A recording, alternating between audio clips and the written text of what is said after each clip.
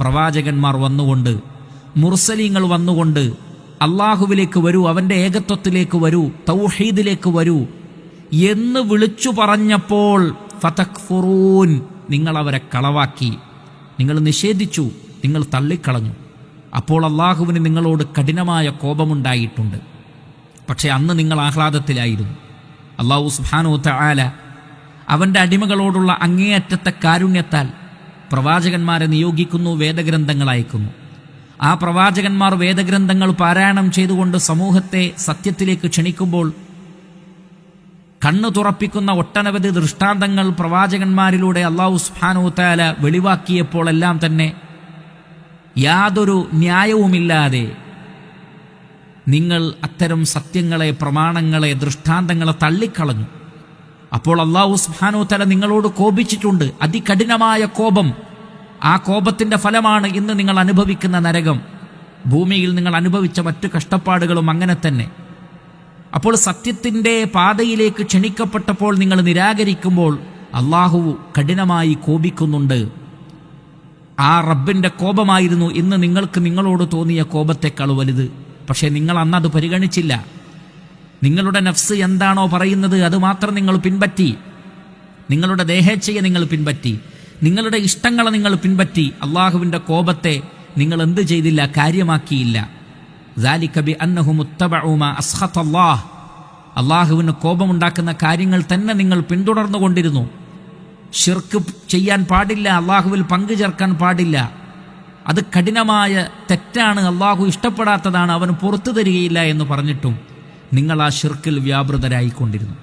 വ്യഭിചരിക്കരുത്, പലിശയുമായി ബന്ധപ്പെടരുത്, മറ്റു ഹറാമുകൾ ചെയ്യരുത്, കളവ് പറയരുത്, വഞ്ചന നടത്തരുത് എന്നിങ്ങനെ തുടങ്ങി, അന്യായമായി കൊലപ്പെടുത്തരുത്, അനീതിയും അക്രമവും കാണിക്കരുത് എന്നെല്ലാം തുടങ്ങിയിട്ടുള്ള മാർഗനിർദ്ദേശങ്ങളെല്ലാം നൽകപ്പെട്ടു. അതെല്ലാം അള്ളാഹുവിന് കോപമുണ്ടാക്കുന്നതാണ് എന്ന് പറയപ്പെട്ടിട്ടും നിങ്ങളാരും അതിനെ പരിഗണിച്ചതേയില്ല. അള്ളാഹുവിന് ദേഷ്യമുണ്ടാക്കുന്ന കാര്യങ്ങൾ നിരന്തരം ചെയ്തു. നിങ്ങൾ അതിൽ ആഹ്ലാദിച്ചു. നിങ്ങളും നിങ്ങളുടെ കൂടെയുള്ള പിശാചുക്കളും അതിൽ സന്തോഷിച്ചു. പക്ഷേ ഇന്ന് അതിൻ്റെ ശിക്ഷ കാണുമ്പോൾ നിങ്ങൾ കോപിക്കുകയാണ്. ആരോട്? നിങ്ങളോട് തന്നെയാണ് നിങ്ങൾക്ക് കോപം, അള്ളാഹുവിനോടല്ല, പ്രവാചകന്മാരോടല്ല, വേദഗ്രന്ഥങ്ങളോടല്ല. ഈ ദുനിയാവിൽ നിങ്ങൾക്ക് ദേഷ്യമുണ്ടായിരുന്നത് അള്ളാഹുവിനോടായിരുന്നു, നബിമാരോടായിരുന്നു, സത്യം പറഞ്ഞു തരുന്ന ആളുകളോടായിരുന്നു നിങ്ങൾക്ക് ദേഷ്യം. പക്ഷേ ഇന്ന് നിങ്ങൾ യാഥാർത്ഥ്യം മനസ്സിലാക്കി, ഹക്ക് മനസ്സിലാക്കി. അപ്പോൾ ഇന്ന് നിങ്ങൾ ദേഷ്യപ്പെടുന്നത് നിങ്ങളോട് തന്നെയാണ്.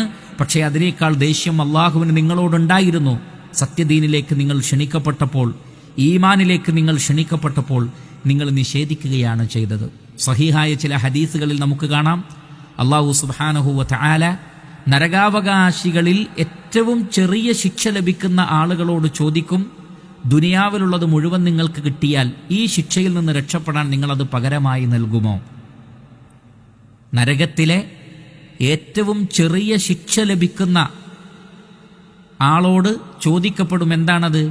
നിങ്ങൾക്ക് ഭൂമിയിലുള്ളത് മുഴുവൻ ഉണ്ടായാൽ, അത് സ്വർണമാകട്ടെ വേറെന്താകട്ടെ, പകരം നൽകി ഈ ശിക്ഷയിൽ നിന്ന് രക്ഷപ്പെടാൻ നിങ്ങൾ ശ്രമിക്കുമോ?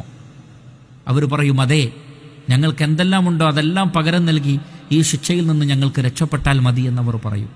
അപ്പോൾ അള്ളാഹു സുബ്ഹാനഹു വ തആല അവരോട് പറയും, എന്നാൽ അതിനേക്കാൾ എളുപ്പമുള്ളതായിരുന്നല്ലോ അള്ളാഹു നിങ്ങളോട് ആവശ്യപ്പെട്ടത്. ഭൂമി നിറച്ചും സ്വർണം നൽകാനോ ഭൂമി നിറച്ചുമുള്ള സ്വത്തുക്കൾ നൽകാനോ അള്ളാഹു നിങ്ങളോട് ആവശ്യപ്പെട്ടിട്ടുണ്ടായിരുന്നില്ല.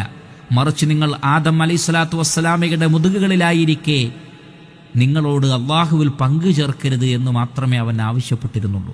ശിർക്ക് ചെയ്യരുത്, ഇബാദത്തുകൾ അള്ളാഹുവിന് മാത്രം നൽകണം, അവനിൽ മറ്റൊരാളെയും നിങ്ങൾ പങ്കു ചേർക്കരുത്. ഏറ്റവും ലളിതമായ ഒരു കാര്യമാണ് നിങ്ങളോട് പറഞ്ഞത്. പക്ഷേ നിങ്ങളത് അനുസരിച്ചില്ല. ഇന്ന് നിങ്ങൾ ഭൂമി നിറച്ചും സ്വർണമുണ്ടെങ്കിലും അത് പകരം തരാൻ തയ്യാറായിരിക്കുന്നു. ഇതൊക്കെ ഖിയാമത്ത് നാളിൽ നടക്കുന്ന കാര്യമാണ്. അതൊക്കെ റസൂലുള്ളാഹി സ്വല്ലല്ലാഹു അലൈഹി വസല്ലമ നമുക്ക് അറിയിച്ചു തന്നത്. അതേപോലെ തന്നെ ഖുർആനിലൂടെ, ഇത്തരം ആയത്തുകളിലൂടെ അല്ലാഹു സുബ്ഹാനഹു വ തആല ഇതെല്ലാം നമ്മളെ അറിയിച്ചു തരുന്നത്. പ്രിയപ്പെട്ട സഹോദരങ്ങളെ, നാം ആ ലോകത്തെക്കുറിച്ച് വ്യക്തമായ കാഴ്ചപ്പാടുകളുള്ള ആളുകളായി തീരാനും ഈ ദുനിയാവിൽ നമുക്ക് ലഭിച്ച അവസരങ്ങളെ പായാക്കാതെ സത്യവിശ്വാസത്തിലേക്ക് നമ്മൾ ധൃതി വെച്ച് മുന്നോട്ട് വരിക, ഷിർക്കിൽ നിന്നും കുഫറിൽ നിന്നും അതിൻ്റെ പ്രവർത്തനങ്ങളിൽ നിന്നും വിട്ടുനിൽക്കുക. അതോടൊപ്പം ഈ മഹാസത്യം അറിയാതെ ജീവിക്കുന്ന ധാരാളക്കണക്കിന് ആളുകളുണ്ട്. അവർക്കൊക്കെ സത്യത്തിൻ്റെ വഴി പറഞ്ഞു കൊടുക്കാനും വളരെ ആത്മാർത്ഥമായി ഇഖ്ലാസോടുകൂടി തൗഹീദിലേക്കും സുന്നത്തിലേക്കുമൊക്കെ ജനങ്ങളെ ക്ഷണിക്കാനും